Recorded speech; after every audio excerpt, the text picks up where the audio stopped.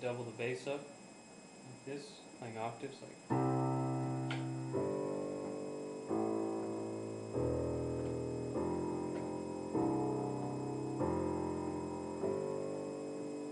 Okay. And instead of just doing the chords like this, like just the three, like, we're going to do what I talked about in my video on building chords, is that you can take like the bottom note of the C chord and put it on top, or continue on and put the E on top from there. So if you mess around with different inversions of the chords, then while you're playing it, you can include those versions, and then on top of that include the melody. So I'll just kind of play through me doing that. But this is something that you can do on your own time and take the time to pick out these chords. Because basically, if there's a C, E, and a G in it, that's a C chord. So you can do it up here or up here as well. Okay? So this is how I do it, generally.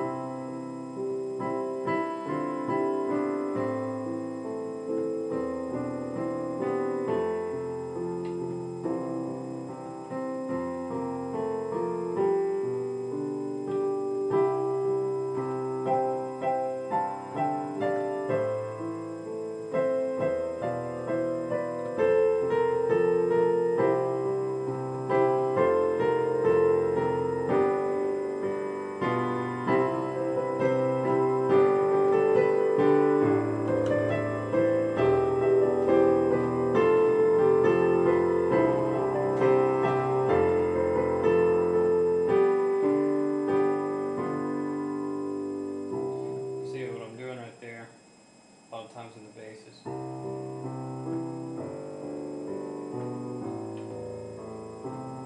Kind of gives a bigger, kind of gives a rhythmic pattern to it, so that you keep time in the bass as well as the bass song.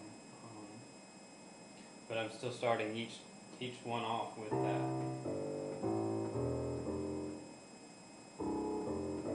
same thing. And the most important note that you get in there with the melody and with the bass is going to be the middle note and the chord that's called the third. So like in C, that would be the E, and then in G, it would be the B, in A minor it would be the C, in E minor it would be the G, F it would be the A, because that's what gives the definition to the chord. For instance, like C, E, and G here is a C chord. With just C and G, it could be C major or C minor, because C minor is C, E flat, and G. So without that middle note, there's no definition to the chord. It's just, it would be called an open 5 chord. So there's no definition there. So you always want to make sure you have the third to give definition to the chord that you're playing. So when you start off with the melody, it starts on a C, so I generally play that. Make sure I get that E in there. Make sure I have that B there. Make sure I have that C there.